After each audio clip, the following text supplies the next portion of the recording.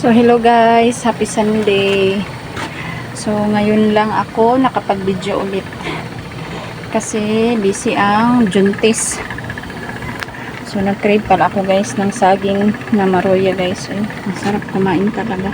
Pumunta ako sa tiyahin ko doon para bumili ng saging pero hilaw na lahat ang natira. So kung iso ko akong bana guys nga basing na ay maroya dito sa unahan. Nahigda-higda man ko kaina guys pero dili man ko makatulog, maglisod pa ko og tulog.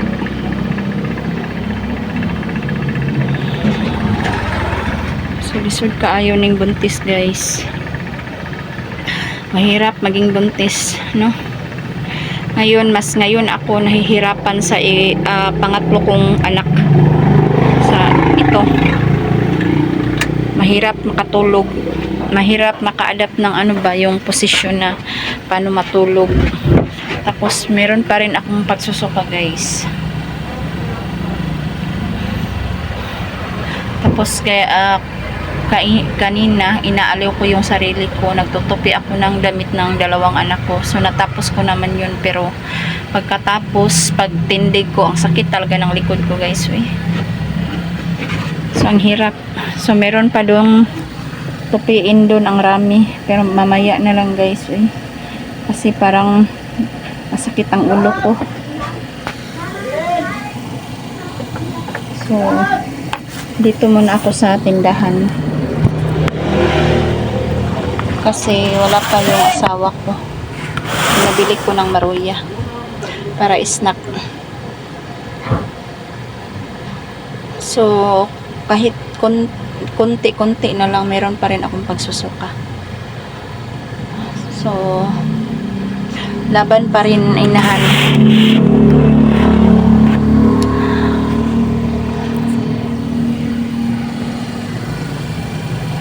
Tapos yung kilos ko limited lang talaga. So tingnan nyo yung baby bump ko. So nagpa-prenatal na rin ako guys. Binigyan lang ako ng ano ba, parang folic acid na meron na doon na binabawasan yung pagsusuka mo. Tsaka meron na ding ano yun, pampatanggal na ano ba, pagod.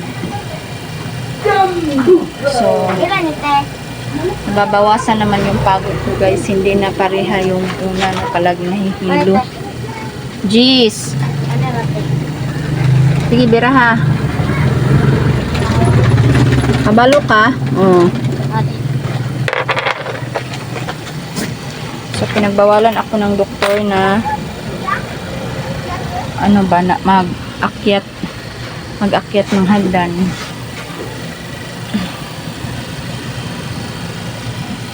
Tapos sinasabi din ng doktor na mag-watch out din ako sa aking kinakain. Kasi pangatlong ano ko na to, pangatlong pagbubuntis. At saka ando na din ako sa point na rest kasi 38 na ako ngayon. So mga anak ako 39. Pag ang babae pala pag tumuntong na sa 35 to 40 rest na pala yung pagbubuntis. Andun yung risky. So kaya ko naintindihan na dapat pala no, ano ba, hindi rin masama ang pagbubuntis, dapat hindi rin matagal.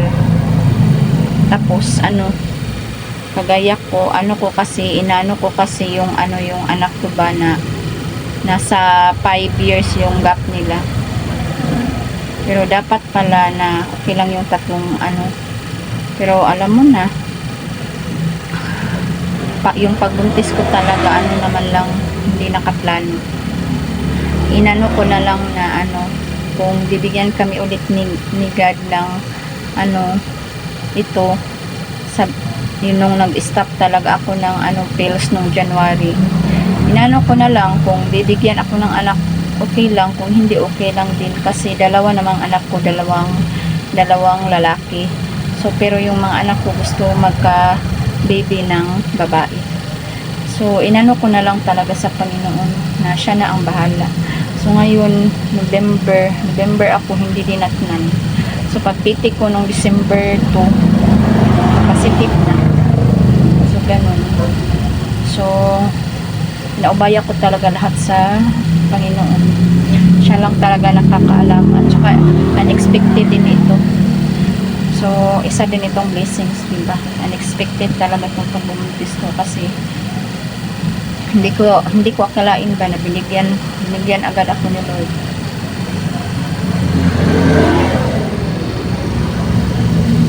So, kaya maingat.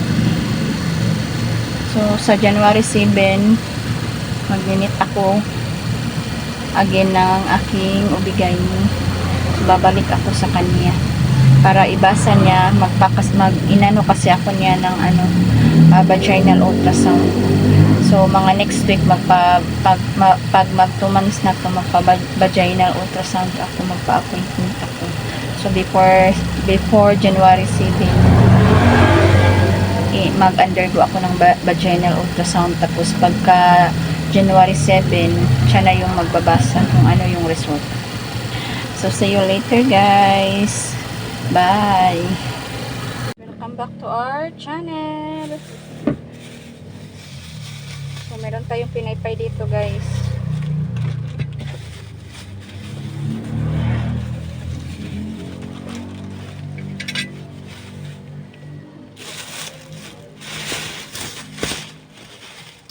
Ano niya itong snack? Ito yung snack ko. Tingnan nyo, banana Q. So, meron din tayo ditong tirang buko salad. So, binigay ito ng kapatid ko kahapon. So, panghinagas. So, kain tayo.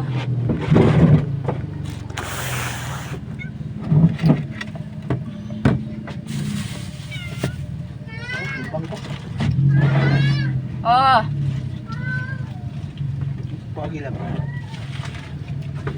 Okay. Ali na, dali! Daway ko yan. Napa ko. Papa? Oh, dali. Ito tayo. Oh. So, ayaw mo, ha? Ali, pag ato dito, kaya wayon ka. Mama, buko. Oh, you want this one? Buko. This one. Ubo ko. Mabidyo naman. Video si mama. YouTube, oh. Sige na, kaon ka dili. Buko Diyos? Okay. So, kain daw siya ng buko Diyos. Buko salad.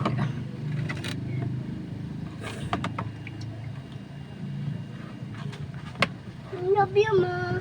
Love you too. Ma. So, inaway daw siya ng aking kapatid. Kasi, Oh, maaway ko pa ang atignan yun. sarili lang. Wayo na to na ron.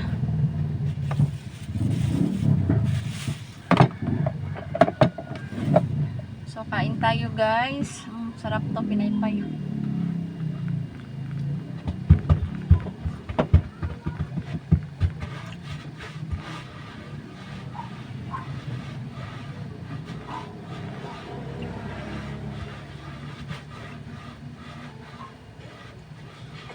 So, ang init dito sa amin, guys, dito sa Mindanao, ang init talaga.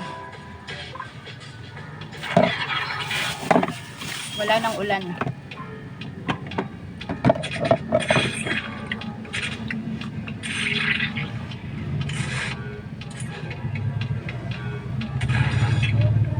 Ngayon na, Bing. Hinayang.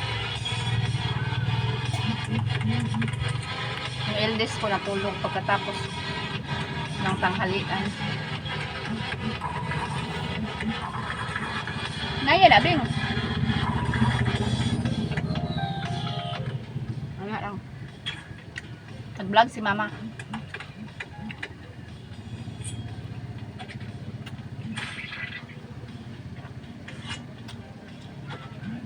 Tingnan nyo, guys, ang saging ba? Parang kuan, parang reject, oh. So noon, nagtitinda din kami ng maruya, guys. Maliit pa ako, ako ang taga-binta. Ha?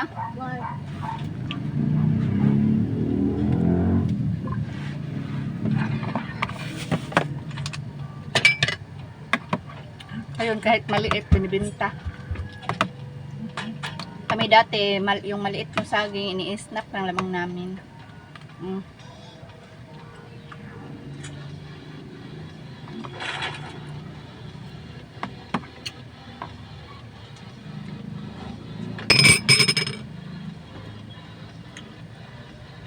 Pag nakakasimot ako ng mga pinirito, tulad ng piniritong isda, nagsusuka pa rin ako.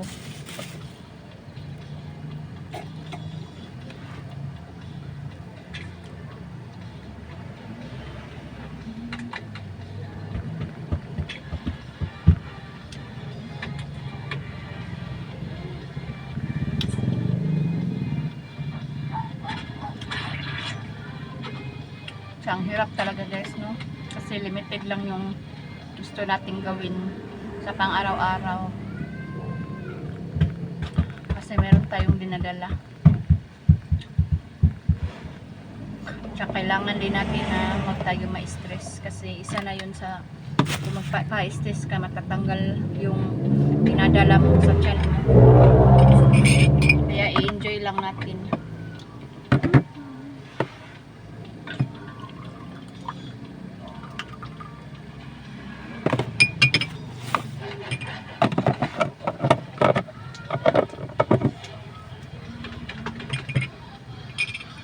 So, kain tayo ng buko salad.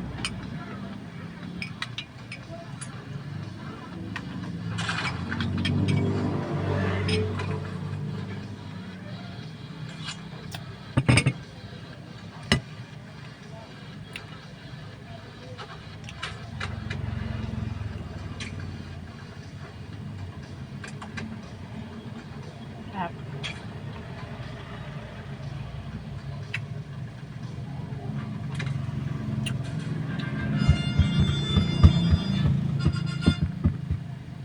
So, i-end ko na to guys kasi Mama, yung oras. So, salamat pala sa inyong pag-subscribe at pagpapanood ng aking channel. So, God bless you more. Happy weekend. Bye.